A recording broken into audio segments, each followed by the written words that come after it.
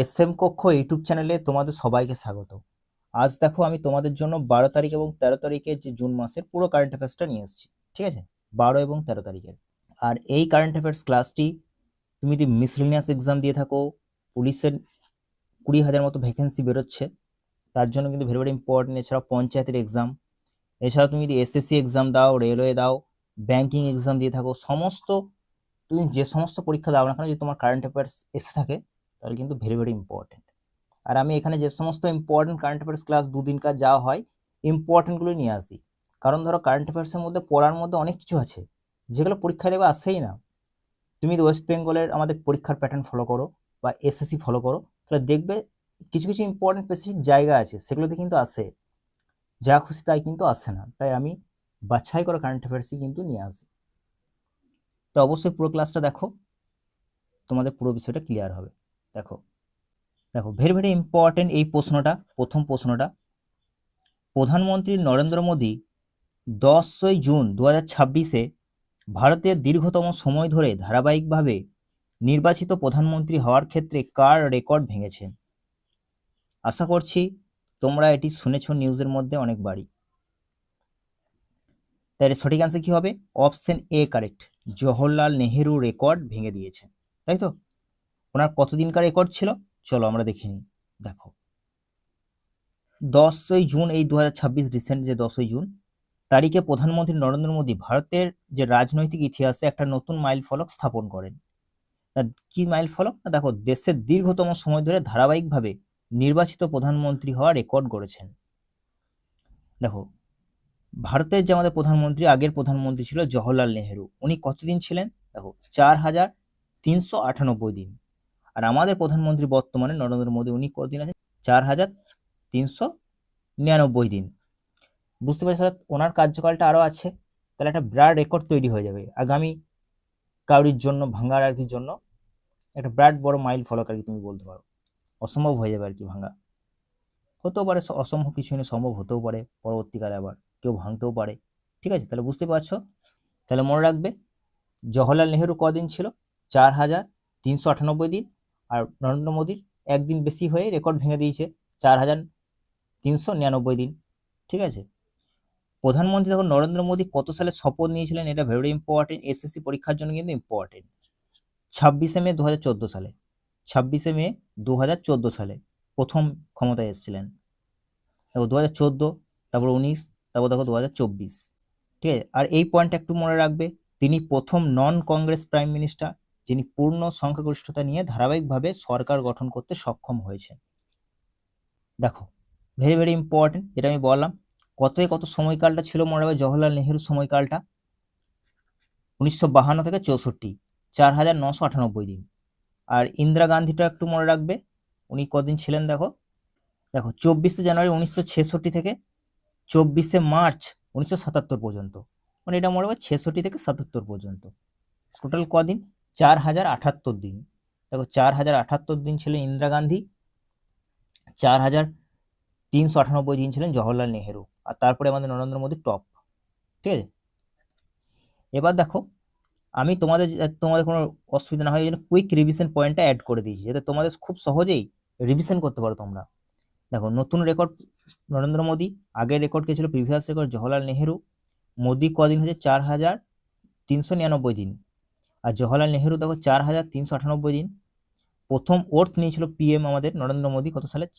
কত তারিখটা মনে রাখবে? 26শে মে 2014 সালে। 26শে মে 2014 সালে। আর এটা বললাম জওহরলাল নেহেরু 1952 থেকে 1964, আর ইন্দিরা গান্ধী 66 থেকে ছিল তোমার 77। ঠিক আছে, সময়কালটা মনে রাখবে। তিনবার প্রধানমন্ত্রী হয়েছে, 14-তে, 19-এ আর 2024-এ। ঠিক আছে। উনি দেখো নন কংগ্রেস ফার্স্ট প্রাইম মিনিস্টার, নিজ সংখ্যাগরিষ্ঠতার সাথে কিন্তু সরকার গড়েছেন। এছাড়া দেখো longest continuously elected PM of India আমাদের প্রধানমন্ত্রী নরেন্দ্র মোদীজি হয়ে গেছেন। চলো নেক্সট দেখো, ভেরি ভেরি ইম্পর্টেন্ট এটাও পরীক্ষার দৃষ্টিকোণ থেকে। বন যে ক্লাইমেট কনফারেন্স 2026 হচ্ছে, কোন সংস্থার অধীনে অনুষ্ঠিত হচ্ছে? ভেরি ভেরি ইম্পর্টেন্ট, মনে রাখবে ইউএনএফসিসিসি, অর্থাৎ United nation framework convention on climate change. Very very important. বন ক্লাইমেট কনফারেন্স 2026 এর আনুষ্ঠানিক নাম কি, এটা একটু মনে রাখবে। দেখো 64তম সেশন রয়েছে, এসবি 64 বলছে, এসবি 64 মানে 64তম সেশন সাবসিডিয়ারি বডিজ, ঠিক আছে, 64th session of the subsidiary bodies, অর্থাৎ এসবি 64 নামে পরিচিত, আনুষ্ঠানিক নাম এটা। কোথায় হচ্ছে দেখো জার্মানি বন শহরে, জার্মানিতে হচ্ছে, এটা মনে রাখবে, ঠিক আছে। কে করছে মনে রাখবে নামটা, United Nations framework convention on climate change, অর্থাৎ ইউএনএফসিসিসি ট্রিপল সি, ঠিক আছে। দেখো এই পয়েন্টটা ভেরি ইম্পর্টেন্ট, এই পয়েন্টটা একটু মনে রাখবে যে climate adaptation, climate mitigation, climate finance and loss and damage সম্পর্কিত বিষয়গুলি এখানে বিশেষভাবে আলোচনা করা হয়, এটা মনে রাখবে। আর দেখো জলবায়ু পরিবর্তনের ঝুঁকিতে থাকা যে ভালনারেবল কান্ট্রিজগুলো রয়েছে তাদের ক্লাইমেট রেজিলিয়েন্স বৃদ্ধি করার ওপর গুরুত্ব দেওয়া হয়, এই দুটো পয়েন্ট একটু মনে রাখবে। কারণ দেখো এখন এসএসসি পরীক্ষার জন্য স্টেটমেন্ট বেস প্রশ্ন জিজ্ঞেস করছে, তাই ভেরি ইম্পর্টেন্ট। এই প্যারিস এগ্রিমেন্ট আমি এটা দেখো নেক্সট স্লাইডে বলছি তোমাদেরকে, তাহলে বুঝতে পারবে ভালো। দেখো ভেরি ইম্পর্টেন্ট যে কত সালে প্রতিষ্ঠিত হয়েছিল এই সংস্থাটি, ঠিক আছে, ইউএনএফসিসি, মনে রাখবো 1992 সালে প্রতিষ্ঠিত হয়েছিল। দেখো রিও আর্থ সামিটে ভেরি ইম্পর্টেন্ট এই পয়েন্টটা, কোথায় হয়েছিল, রিও আর্থ সামিটে 1992 সালে। আর এর সদর দপ্তর কোথায়, দেখো জার্মানির বন শহরে, ভেরি ইম্পর্টেন্ট, ঠিক আছে। দেখো ইউএনএফসিসি চুক্তির মধ্যে রয়েছে দেখো কিয়োটো প্রোটোকল এবং প্যারিস এগ্রিমেন্ট, এই দুটো পয়েন্ট ভালো করে মনে রাখবে। দেখো কি প্রশ্ন পড়ে যে কিয়োটো প্রোটোকল কত সালে হয়েছিল, 1997 সালে, আর প্যারিস এগ্রিমেন্ট বলে 2015 সালে, ওইটাই দেখো আগে ছিল, ওই জন্য আমি বাদ দিয়ে দিয়েছিলাম। আমি এখানে তোমাদেরকে বিষয়টা বললাম যে এগুলি সব ক্লাইমেট রিলেটেড, ঠিক আছে। কিয়োটো প্রোটোকল তাহলে মনে রাখবো 1997 সালে, এবং প্যারিস এগ্রিমেন্ট কত সালে হয়েছিল, 2015 সালে, ভেরি কিন্তু ইম্পর্টেন্ট। দেখো আমি এখানে পুরো কুইক রিভিশনের মধ্যে পয়েন্ট নিয়ে নিয়েছি যে তোমাদের কোনো অসুবিধা না হয় বুঝতে। দেখো কনফারেন্স কোথায় হচ্ছে, বন ক্লাইমেট কনফারেন্স 2026 জার্মানিতে হচ্ছে, বন একটা জার্মানির একটা শহর, ঠিক আছে।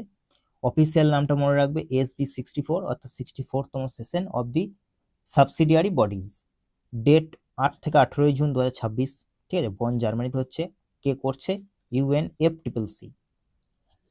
এই ইউএনএফসিসি কত সালে প্রতিষ্ঠিত হয়েছিল মনে রাখবে, 1992 সালে, ঠিক আছে। এর হেডকোয়ার্টার বন জার্মানিতে লোকেটেড। আর দেখো দুটো এগ্রিমেন্ট মনে রাখবে, কিয়োটো প্রোটোকল 1997 সালে, আর প্যারিস এগ্রিমেন্ট কত সালে, 2015-তে। মেন ফোকাস কি কি না, climate adaptation, mitigation, finance and loss and damage, এরকম মনে রাখবে। আর COP31 হোস্ট কোন কান্ট্রি করতে চলেছে, মনে রাখবে তুর্কি বা টার্কি, ভেরি ইম্পর্টেন্ট কিন্তু এই পয়েন্টটা। 3 নম্বর দেখো ভেরি ইম্পর্টেন্ট, উত্তরপ্রদেশ সরকার গ্রামীণ এলাকায় যে ফাইবার বেসড ব্রডব্যান্ড কানেক্টিভিটি প্রদানের জন্য যে প্রকল্প চালু করেছে তার নাম কি, ভেরি ইম্পর্টেন্ট, মনে রাখবে project Ganga, very important, project Ganga. দেখো বিস্তারিত ব্যাখ্যাটা একটু দেখে নিই আমরা। 9 জুন 2026 তারিখে উত্তরপ্রদেশের মুখ্যমন্ত্রী যোগী আদিত্যনাথ লখনৌতে প্রজেক্ট গঙ্গা চালু করেছে। গঙ্গা দেখো ফুল ফর্মটা মনে রাখবে, government assist network for growth and advancement, very important, ঠিক আছে। এর মূল উদ্দেশ্য কি না, গ্রামীণ অঞ্চলে হাই স্পিড ব্রডব্যান্ড যে কানেক্টিভিটি সেটাকে পৌঁছে দেওয়া। এর মাধ্যমে কি হবে না, গ্রামীণ জনগণের মধ্যে ডিজিটাল যে ইনক্লুশন সেটা বৃদ্ধি হবে আর কি। যুব যে সমাজ সেখানে সেলফ এমপ্লয়মেন্ট অপরচুনিটিস তৈরির ওপর বিশেষ গুরুত্ব দেওয়া হবে, এবং 20 লক্ষ পরিবারকে হাই স্পিড ইন্টারনেট পরিষেবা আয়তায় আনা হবে এর লক্ষ্য, এবং প্রথম পর্যায়ে 21টি জেলায় এই প্রকল্পটি বাস্তবায়িত হবে, এবং পরবর্তী দেখো এটি 57,000 গ্রাম পঞ্চায়েত, 8,000 ন্যায় পঞ্চায়েত পর্যন্ত সম্প্রসারিত করা হবে। দেখো এই পয়েন্টটা ভেরি ইম্পর্টেন্ট, একটু মনে রাখবে, ডিজিটাল এডুকেশন, ঠিক আছে। তারপর হচ্ছে টেলিমেডিসিন, ই গভর্নেন্স, অনলাইন স্কিল ট্রেনিং ইত্যাদি পরিষেবা গ্রাম অঞ্চলে পৌঁছে দেওয়া হবে এই মিশন গঙ্গার মধ্য দিয়ে, ঠিক আছে। দেখো 8,000 থেকে 10,000 ডিজিটাল সার্ভিস প্রোভাইডার তৈরি লক্ষ্য নির্ধারণ করা হয়েছে, এই পয়েন্টটা একটু মনে রাখবে যে 8,000 থেকে 10,000 ডিজিটাল সার্ভিস প্রোভাইডার তৈরি করার লক্ষ্য নির্ধারণ করা হয়েছে, ঠিক আছে। দেখো কুইক রিভিশন পয়েন্টের মধ্যে দেখে নাও, তাহলে প্রকল্পের নাম গঙ্গা, লঞ্চ ডেট 9 জুন 2026, ঠিক আছে। State Uttar Pradesh, CM Yogi Adityanath, 20 lakh family target, আর 57,000 গ্রাম পঞ্চায়েতের যে এক্সপেনশন টার্গেট আর কি, অর্থাৎ ডিএসপি অর্থাৎ ডিজিটাল সার্ভিস প্রোভাইডার যে টার্গেট সেটা হচ্ছে 8,000 থেকে 10,000, এবং জব টার্গেট 1 লাখ প্লাস মানুষের কর্মসংস্থান ব্যবস্থা করা আর কি। নেক্সট দেখো, ভেরি ভেরি ইম্পর্টেন্ট পরীক্ষার দৃষ্টিকোণ থেকে, যে নাসার যে আর্টিমিস 3 মিশন, ঠিক আছে, কোন বিষয়ের সঙ্গে সম্পর্কিত বলো দেখি? লুনার, মার্স, সোলার, যে ইন্টারন্যাশনাল স্পেস স্টেশন, মনে রাখবে লুনার মিশন, ঠিক আছে। Option A correct. দেখো, রিসেন্ট তোমরা জানো শুভ্রাংশু শুক্লা আমাদের যে অ্যাস্ট্রোনট, উনি ইন্টারন্যাশনাল স্পেস স্টেশনে গিয়েছিলেন। কোন মিশনের অন্তর্গত গিয়েছিলেন সেটা আমাকে একটু কমেন্ট করে তোমরা জানিও, ঠিক আছে। আগের ক্লাসে আমি পড়িয়েছিলাম। দেখো, নাসা 9 জুন 2026 তারিখে আর্টিমিস 3 মিশনের জন্য 4 সদস্যের প্রাইম ক্রু ঘোষণা করেছে, ঠিক আছে। এই মিশন আর্টিমিস প্রোগ্রামের একটা অংশ, এটা মনে রাখবে। আর দেখো, কত সালে উৎক্ষেপণ হবে এটা মনে রাখবে, 2027 সালে ফ্লোরিডা যে স্পেস সেন্টার রয়েছে, কেনেডি স্পেস সেন্টার ফ্লোরিডা, সেখান থেকে উৎক্ষেপণ করা হবে 2027 সালে, মানে পরের বছর, ঠিক আছে। এই পয়েন্টটা একটু মনে রাখবে যে আর্টিমিস প্রোগ্রামের মূল উদ্দেশ্য কি? মুন এক্সপ্লোরেশন করা, ভবিষ্যতে মার্স মিশনও এর প্রস্তুতি। আর দেখো, আর্টিমিস 4 সেটা 2028 হবে, প্রথম হিউম্যান লুনার ল্যান্ডিং এর পরিকল্পনা রয়েছে। তাহলে এই শেষ দুটো পয়েন্ট একটু ভালো করে মনে রাখবে যে আর্টিমিস প্রোগ্রামের মূল লক্ষ্য কি বা উদ্দেশ্য কি, না মুন এক্সপ্লোরেশন করা, মুনকে এক্সপ্লোর করা আর কি, এবং ভবিষ্যতে মার্স মিশনের প্রস্তুতি। আর আর্টিমিস 4 বলে কি হবে, না হিউম্যান লুনার ল্যান্ডিং এর পরিকল্পনা রয়েছে, ঠিক আছে, যেটা 2028 সালে সম্ভবত লঞ্চ হতে পারে, কিন্তু আর্টিমিস 3 মিশন সেটা 2027 লঞ্চ হবে। এবার দেখো, কুইক রিভিশন পয়েন্টের মধ্যে আমি তোমাদেরকে পুরোটা দিয়ে দিয়েছি। এজেন্সি কে করছে? নাসা। আর্টিমিস 3 মিশন 2027 লঞ্চ হবে, ফ্লোরিডা কেনেডি স্পেস সেন্টার যেটা রয়েছে, ঠিক আছে। স্পেস ক্রাফটের নামটা মনে রাখবে অরিয়ন, ঠিক আছে। প্রোগ্রামিং গোল দেখো মুন এক্সপ্লোরেশন, ফিউচার যদি গোল বলে তাহলে মার্স মিশন প্রিপারেশন করা।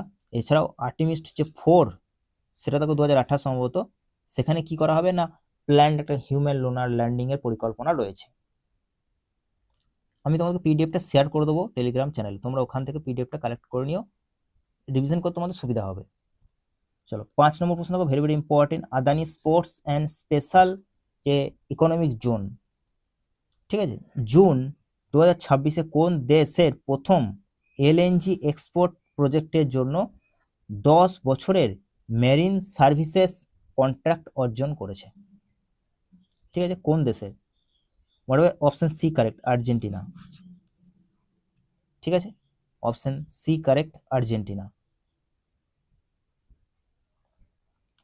দেখো, Adani sports and special economic zone limited June 2026 আর্জেন্টিনার প্রথম এলএনজি এক্সপোর্ট প্রজেক্টে 10 বছরের মেরিন সার্ভিস কন্ট্রাক্ট অর্জন করেছে। এলএনজি ফুল ফর্মটা মনে রাখবে, liquefied natural gas, very very important. তোমরা জানো আমাদের ইন্ডিয়াতে গ্যাসের ক্রাইসিস চলছে, এই ফুল ফর্মটার নাম মনে রাখবে একটু। এলএনজি ফুল ফর্ম কি? লিকুইফাইড ন্যাচারাল গ্যাস, ঠিক আছে। চুক্তির মূল্য প্রায় কত? 70 million US dollar, 70 million US dollar, ঠিক আছে। দেখো, আমি পুরো কুইক রিভিশনের মধ্যে পয়েন্ট নিয়ে নিচ্ছি তাদের, যাতে তোমাদের কোনো কিছু অসুবিধা না হয়। তাহলে কোম্পানির নাম মনে রাখবে Adani sports special economic zone limited. Country কার সঙ্গে কন্ট্রাক্ট অর্জন করেছে? আর্জেন্টিনা। কত বছরের জন্য? 10 বছরের জন্য। ভ্যালু হচ্ছে ইউএসডি 70 মিলিয়ন ডলার। হ্যাঁ, পার্টনার দেখো Meridian group, very very important, এটা পার্টনারটা নাম মনে রাখবে। তাহলে Adani sports and special economic জোনের হেডকোয়ার্টার কোথায় সেটা মনে রাখবে, আহমেদাবাদ, গুজরাটে, ঠিক আছে। আর এর চেয়ারম্যানকে আদানি গ্রুপের Gautam Adani, very very important, ঠিক আছে। চলো দেখো, 6 নম্বর প্রশ্ন দেখো, ভেরি ভেরি ইম্পর্টেন্ট, আন্ডার 13 বিভাগে ওয়ার্ল্ডের নাম্বার 1 র্যাঙ্কিং অর্জনকারী ভারতীয় টেনিস খেলোয়াড়কে? আন্ডার 13, বুঝতে পারছো? অপশন এ কারেক্ট, সৃষ্টি কিরণ, ভেরি ভেরি ইম্পর্টেন্ট, ওয়ার্ল্ডের নাম্বার 1 র্যাঙ্কিং অর্জন করা ভারতীয় টেনিস খেলোয়াড় আন্ডার 13 বিভাগে, ঠিক আছে, সৃষ্টি কিরণ, ভেরি ভেরি ইম্পর্টেন্ট, নামটা মনে রাখবে। দেখো, বেঙ্গালুরুতে 13 বছর বয়সী টেনিস খেলোয়াড় সৃষ্টি কিরণ আন্ডার 13 বিভাগে ওয়ার্ল্ডের নাম্বার 1 র্যাঙ্কিং অর্জন করেছেন। ভেরি ভেরি ইম্পর্টেন্ট এটা, এই পয়েন্টগুলো ভেরি ভেরি ইম্পর্টেন্ট।